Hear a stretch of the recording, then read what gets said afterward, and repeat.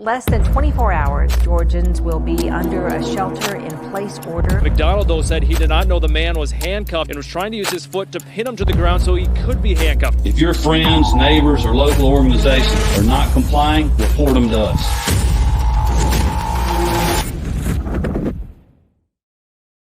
Howdy, y'all, and welcome to the Free Georgia Podcast. My name is Jake Green. Thank y'all so much for tuning in today. If you enjoy anything about this episode, if you find it interesting, if you find it like yourself asking more questions and interested in what we have to say, go to lpgeorgia.com to learn more. We have tons of resources available on our website. You can also go subscribe to us on YouTube, Twitter, Instagram, Facebook, Odyssey, and our favorite is Rumble at this point because we've gotten some strikes on YouTube and our YouTube channel might not be around that much longer. So head on over to Rumble and subscribe to our channel there. Today, we have a guest from across the Atlantic over in the Libertarian Party of the United Kingdom. Mr. Andrew Withers, how are you doing today, sir? Not so bad, and it's nice to be called Mister. I don't get shown that much respect these days. Well, you're very welcome. We'll try to keep the respect at that level for the rest of the episode. Okay. Andrew, for me, when Elizabeth first told me that there was a Libertarian Party of UK, that never even occurred to me that was a possibility.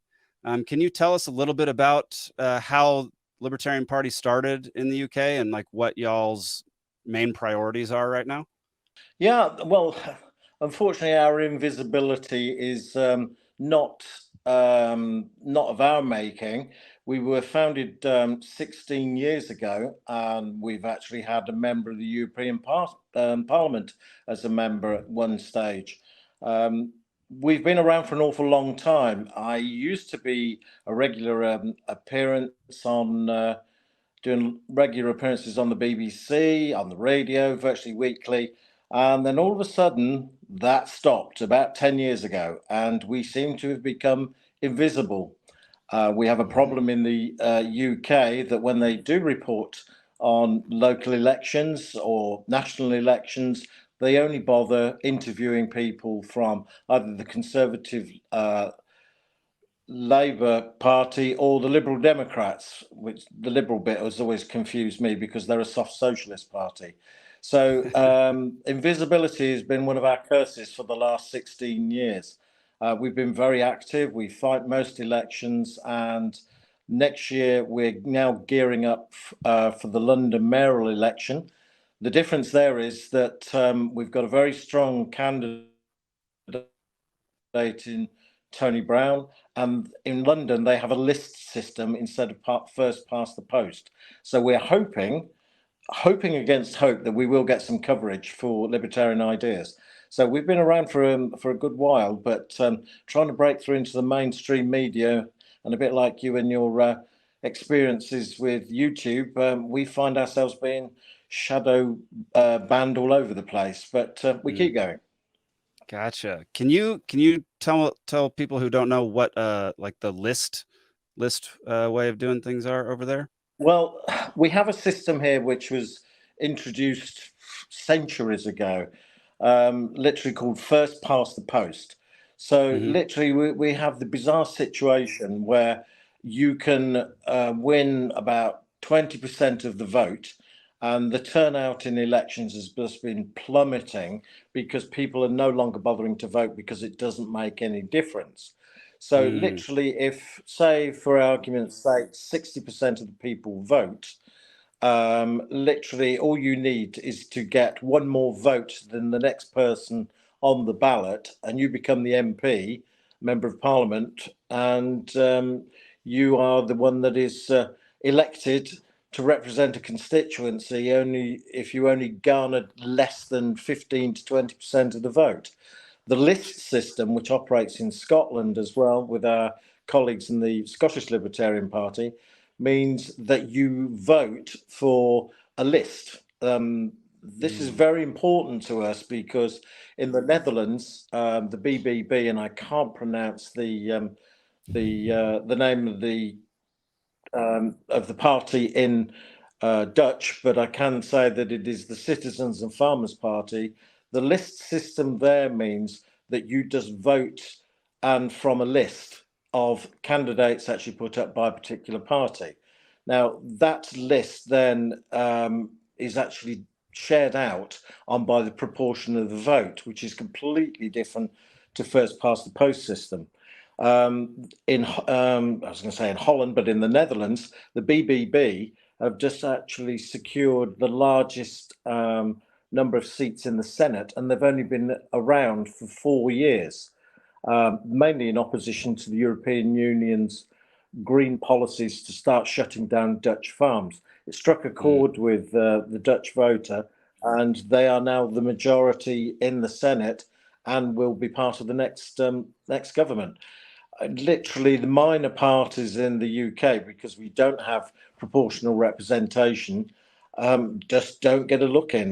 There are a whole host of small parties, some that are just on a one ticket campaign, trying to get votes. But unlike us, who've actually got a philosophy, we don't even register as far as the media are concerned, especially the BBC, which effectively is, because it's a state-funded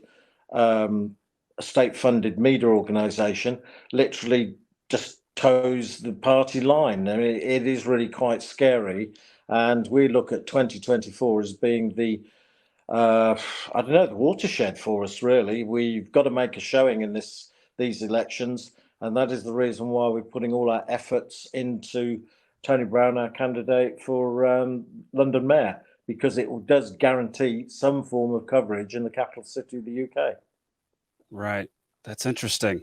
I know it. So here in Georgia, or where I technically live, I'm in Montana at the moment, but in Georgia, we have a real problem with ballot access. We're actually the worst ranked state for ballot access, which means that on anything that isn't a statewide election, we have to get a certain number of signatures just to get on the ballot. So for, let's say somebody's trying to run for Senate, they've got to get something like 27,000 signatures from residents in their district to become, to be put on the ballot. Do y'all have anything like that or similarities, or how difficult is it to get on a ballot in the UK? It's very easy to get on the ballot. You just need 10 signatures. That's 10 of people in your locality supporting this. But we have to pay what we call the democracy tax. So in London, it's £5,000 sterling.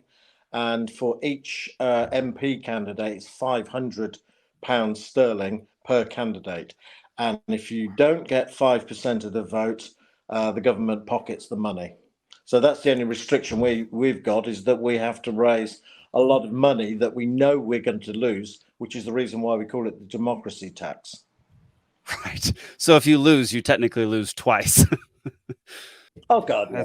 I mean, we've been losing for 16 years. The amount of money we as a party contributed to the Chancellor of the Exchequer is unbelievable.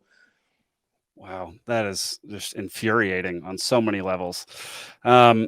Well, I know that Elizabeth has been in contact with y'all for a little bit and really wants us to dive into smart cities and the emergence of what they call smart cities. I was wondering, how did you get started learning about this, and what's the situation like over in the UK with these smart cities? Well, the smart cities are presumably mean that you actually live in a city and you are effectively locked into a locality of no more than 15 miles, and you live and work in the same area. And literally, it's, as far as I'm concerned, I travel all over the world for my business.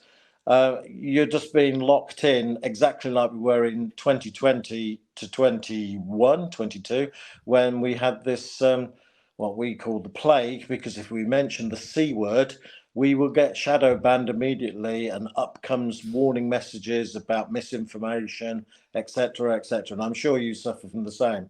It's been pretty horrifying that Elon Musk is now actually coming out with evidence that various British government departments have actually set up an agency to actually restrict dissent on the internet and in the media. So we're not very favourable to it. You know, we're libertarians, so freedom of movement, freedom of conscience, smart cities. We've got smart motorways, and literally they've increased the death toll by, I think, about 20%, because in order to save money, they've actually closed the emergency lane on motorways and actually made them into an extra lane because it saves money in building new motorways. Just why not use the use the emergency lane? So we've had quite a few deaths, to the point now where there's been a public outcry against smart motorways, and I know that the internet and IT has actually been a boon to actually being able to do business across the world. But when it's controlled to the extent that it is by government, and the incompetence of government IT programs comes into play, smart cities has very little attraction for us.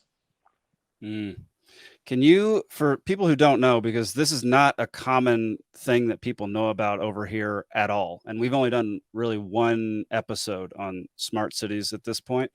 Can you explain like what a smart highway is and what a smart city is, and like all the government hoopla that goes into it? A smart, yeah. I mean, we've just fallen foul of this. Literally, I don't know whether it's the same in the States or in Georgia. Literally, Britain seems to have one camera pointing at you in the street on the motorway, and literally government has invested billions into this surveillance. It's almost like the Chinese system, is where you're just tracked around the country and your movements. Moving to France, we're in the middle of a re-registration process with the French government, moving our car from the UK to France, and it has to be re-registered. Well, considering that after Brexit, the French government and the British government are not exactly friendly with each other or cooperating, a process that took me to move my car 2 years ago took 3 weeks. It's now taking 6 months. So driving our Volvo in Britain, we were picked up by 3 separate agencies and had 3 threatening letters. One of them was to have our car impounded and trashed, and the crime we'd actually committed was insurance, not driving with insurance, which was not true, because one of the cameras actually picked up the car registration, which is still on British plates, but didn't actually pick the insurance sticker up in the window, because this camera was probably about 60 feet in the air. So this resulted in me spending virtually a whole day sending evidence to 3 separate agencies who seemed to be doing the same job. And unbelievably, the one authority that was the most conciliatory was Avon and Somerset Police. Literally, they said there may be a good reason for this, but please let us have evidence that you were insured. So we sent that off all recorded. But the government agency called the DVLA, the Driver and Vehicle Licensing Authority, they just instantly went into fines. And literally, these cameras are everywhere, especially in the big cities. You can be tracked. So the only thing that's being smart about this is the level of surveillance you are under in Britain. It's truly terrifying. We were highlighting this as one of the first things when we were founded, that there are cameras everywhere watching your movements. And as ever, it's being put through as, oh, this is for your safety. This is for your security. This is to stop terrorism. Well, it doesn't do anything other than gather money for government.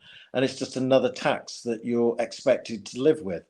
For me, losing a whole day writing letters and sending all the evidence, sending it recorded, it's just time, effort, and energy. And I think a lot of people just get so tired of it. They just think it's easier just to send a check or, pay by credit card. And I'm old enough really to be much more comfortable with a quill pen and parchment. Literally, I've spent whole days trying to get through to commercial organizations, government departments, using their IT systems, and they just don't work. So you can actually literally get locked up and have no appeal because you can't. These 3 letters we received, and I'm just using this as an example. There was not one telephone number on there where you could contact them and discuss it over the telephone. There was not one email address. You have to go to a website, which invariably failed on the first attempt, second attempt, third attempt. And if by any chance you do get a telephone number, you're then put on hold for about 20 to 30 minutes until you give up. So whether it's called smart, I don't know. I just call it stupid. And especially when people get killed on freeways, highways and motorways due to the fact it was easier for the government to actually convert an emergency lane into another lane for heavy moving traffic, which means if you break down, you're going to be run down by a lorry very, very quickly, or a truck, as you call it in the States. So, just by calling it something smart doesn't necessarily mean it is. Yeah, I mean that's kind of crazy. You're basically have to spend your own time and take out of your work day, your schedule, in order to prove your own innocence to a camera that took a picture and didn't take a second picture. Yeah, like that's absurd to think that like it's an automated system to the point where you can't even they don't even list a phone number for you to call. Like you can't even get in contact with somebody to challenge it. That's it. Like, that's the opposite of freedom. That's the opposite of liberty. I mean, but I'm absolutely convinced that you've got something that we have not got. And we're one of 5 countries that is in the same position, one of which is Saudi Arabia. We are one of 5 countries that has no constitution. Interesting. It's medieval. And the medieval bit, I don't know whether you actually saw it, we had a medieval crowning of a monarch whose ancestor was literally in that position due to the fact that he carried out a military coup in 1066. And we've not had a constitution since. There was a constitution under Anglo-Saxon law that even the king had to be elected under the Witan. But for the last 1,000 years, we are now living in a medieval state where effectively the rule of government and the monarchy, I'm not sure whether you're aware of this, is that on the day of the crowning of King Charles III, and I'm really hopeful about the Charles bit because the first Charles didn't come off too well when he tried to take on the British people in 1642, and the second Charles effectively managed to bankrupt the country through his inept rule. But literally what happened on the morning of the coronation, anybody who was a dissident who disagreed with having a monarchy was arrested at dawn and put into custody for 16 hours. 66 people were arrested in London and put in jail for just the philosophy of opposing the concept of monarchy. Did you get that reported in Georgia? I literally have not heard anything about this. That was this year or last year? That was this year on the day of the monarchy, which happened about a month ago. Not the monarchy, the day of the coronation.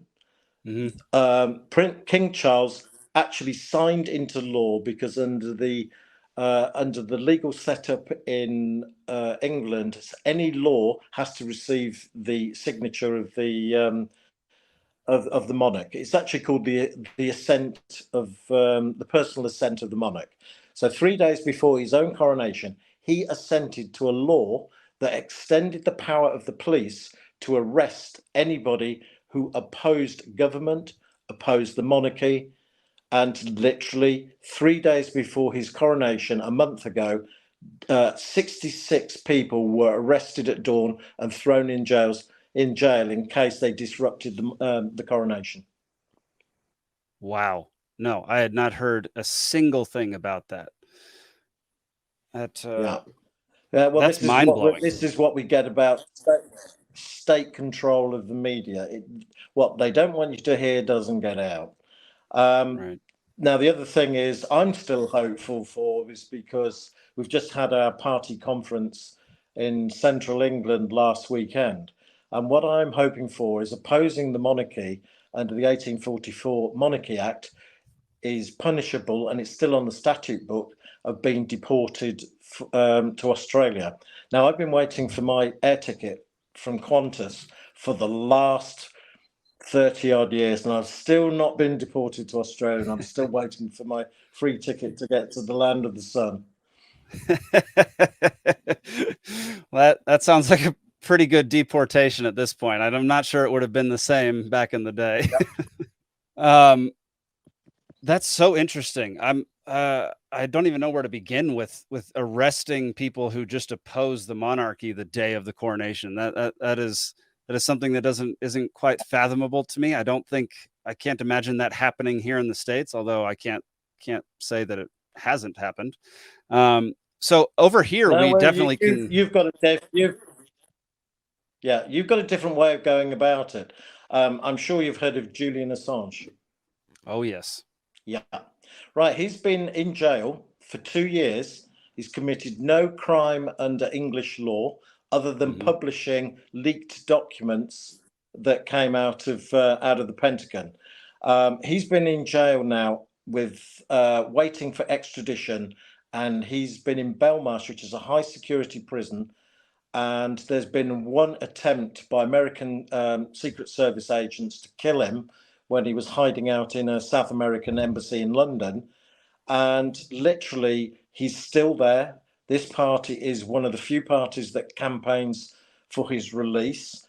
And literally, we don't believe that he will be extradited to the US, because the one thing you have got is due process in the States. So literally, if he ever does get put on a plane and put on trial, he's got the right to a defense.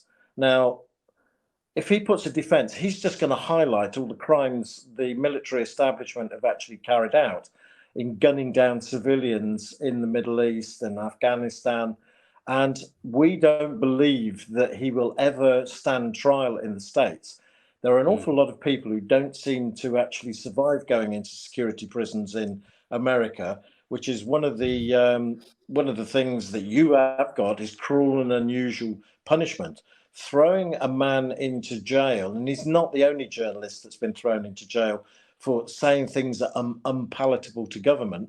There is a Scottish journalist who had to serve 6 months because of some contempt of court that was completely ridiculous, because he never repeated anything when he was reporting on a court case, because a judge had ruled that this wasn't to be reported. He just posited various questions, and the government decided, well, that was tantamount to actually breaching a court order. So the end result was he just spent 6 months in jail. Now, that means that Britain has actually plummeted down the press freedom list. I think we're now number 17, which is really quite embarrassing, because of the Julian Assange case, due to the fact the Scottish journalist was locked up. So, we don't live like our colleagues in the Russian Libertarian Party for opposing the Ukraine war. They're just regularly picked up and locked up, and there's no due process there at all. We live in difficult times. And as I've said, when I actually was talking to members of the Texas Libertarian Party, just value your constitution, because it affords you some protection against the state, because you can declare it unconstitutional. But literally, we are, as Hayek predicted, not only on the road to serfdom, as per his book in 1944, we've arrived, we've sat down, and we're here. We are back into serfdom. 300 years of campaigning for freedom and liberty has led to the point where we're going backwards. Yeah. We did a whole podcast this past week on Snowden and the effects of that, and what like being a whistleblower has, like the dangers of that, and how government's reaction to it, and the severe penalties for people who have become whistleblowers or journalists who have called out government corruption. The government's like response to it, and in like their constant desire to put those people in jail and silence them really makes it difficult for people to want to be those whistleblowers in the future, and kind of sets the bar pretty high for somebody who wants to call out government corruption and present evidence for such corruption. And it is very unfortunate, because freedom of the press is a very basic thing, but it definitely is, especially here in the States, seems like just another arm of the government at this point.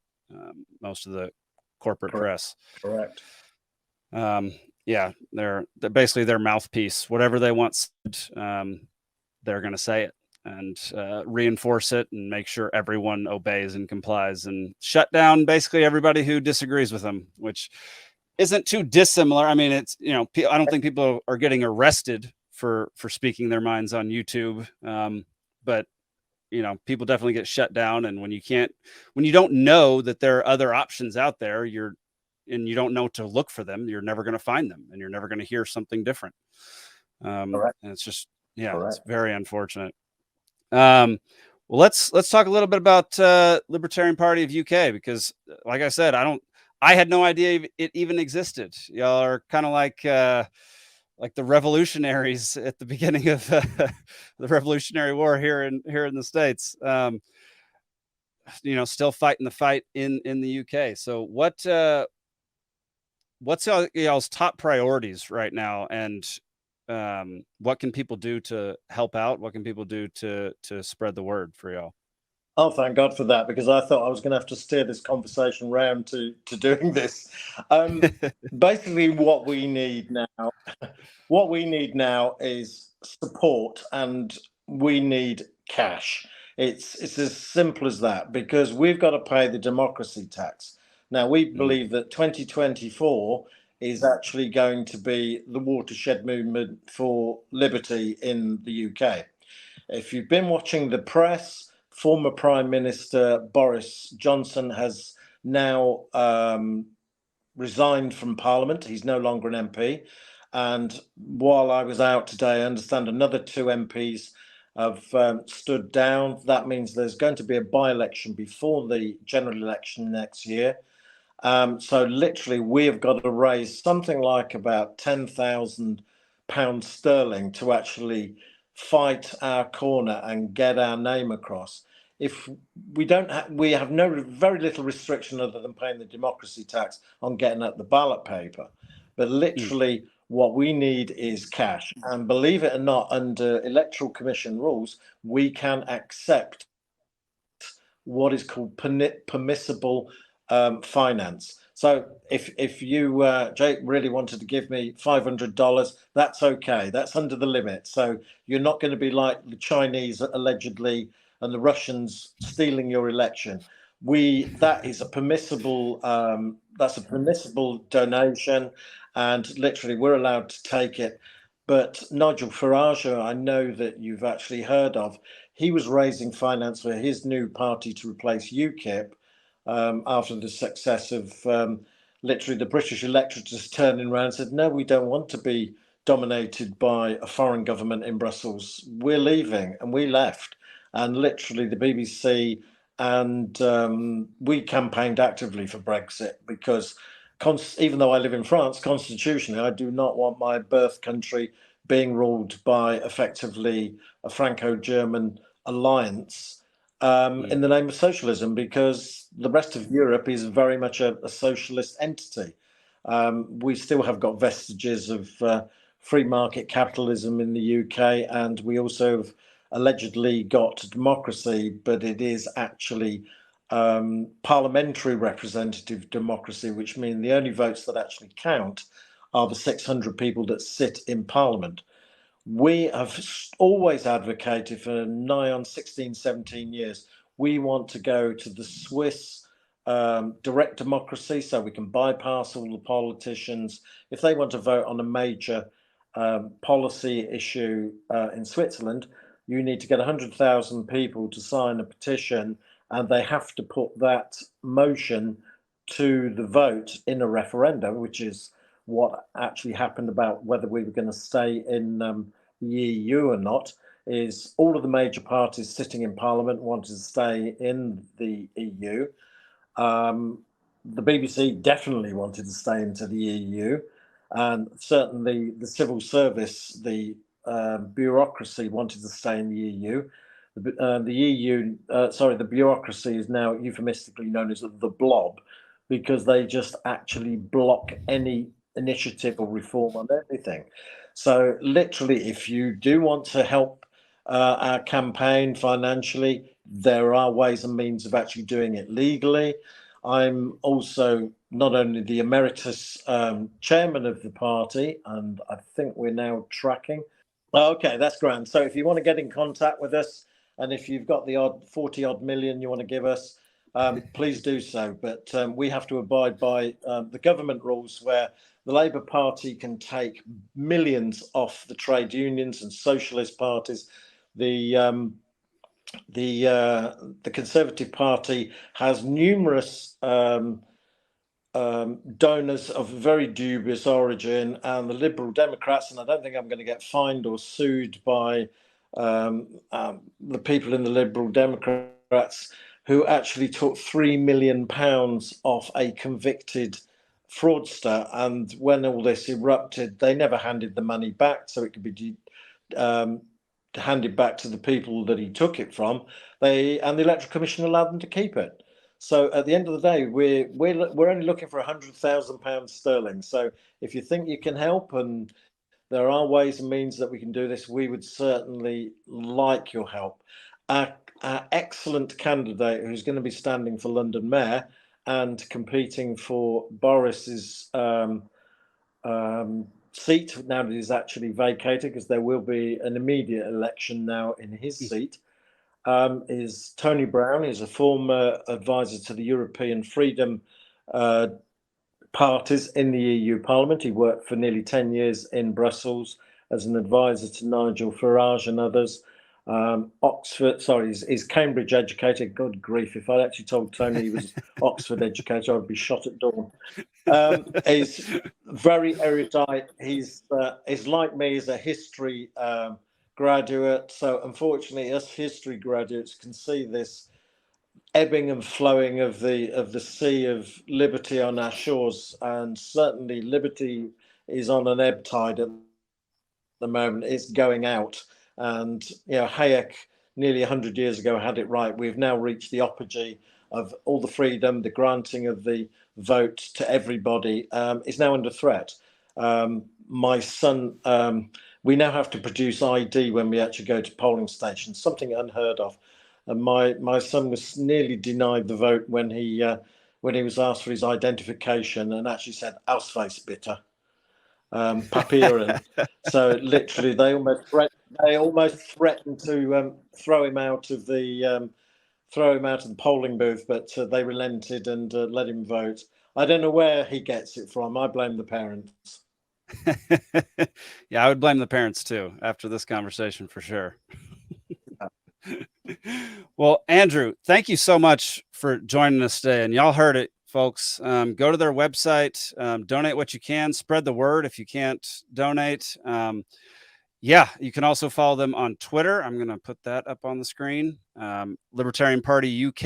I think it's Libertarians UK is their handle.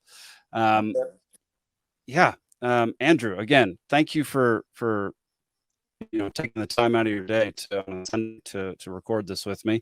Do you have anything else that you want people to know that you need to promote? Anything like that? No, just I don't know how we can actually break through to the mainstream media, but literally the one thing I would like to promote is for the Libertarian Party of Georgia is to end this barbaric imprisonment of Julian Assange. He's being held prisoner at the behest of the American security services. Please, if you have any influence anywhere, publicize this case. It's an abhorrence that a journalist is actually locked up for committing no crime. It's medieval, and it should not be happening.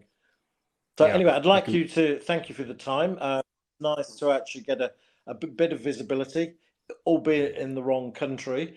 But thank you very much for the invitation to come on. Absolutely, absolutely, and yes, I completely agree with the Assange thing. It's my belief that that should be our number one priority at this point, because it will get a lot of attention worldwide, and there's a lot of good we can do and a lot of light we could shed on that whole situation. If he does get extradited to the U.S., I will be at that first hearing. I'll be there when he arrives. I'm going to try to make a little mini documentary about it. We're going to see what we can do to keep, spreading the word and get more eyes on it and get more people backing his release. So yeah, again, thank you so much for joining, y'all. If you found any of this interesting, go to either one of our websites, lpgeorgia.com or libertarianpartyuk.com, to learn more. Lots of great resources. You can tune into this podcast every Tuesday. And then we have a live Thursday night podcast at 8 p.m. Eastern every single week. So make sure you tune into those, subscribe to all of our channels. Andrew, again, thank you. Stick around for after the credits and we'll chat for a second. And yeah, for everybody else, we'll see you next week. Peace. Good stuff. Thank you.